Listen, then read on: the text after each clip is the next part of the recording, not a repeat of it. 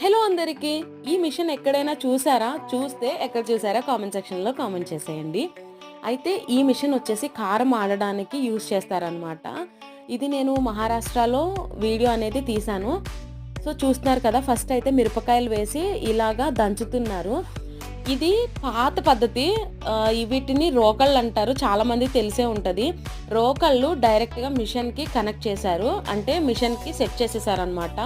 అలాగే ఈ కారం ఆడిన తర్వాత పౌడర్ కింద చేయడానికి జల్లెడ అవసరం కదా! దాన్ని కూడా చాలా తెలివిగా పక్కనైతే పెట్టారు చూసారా? అదే మూవ్ అవుతుంది. జస్ట్ మనం గరిటెతో అటు ఇటు కలిపితే సరిపోతుందనమాట.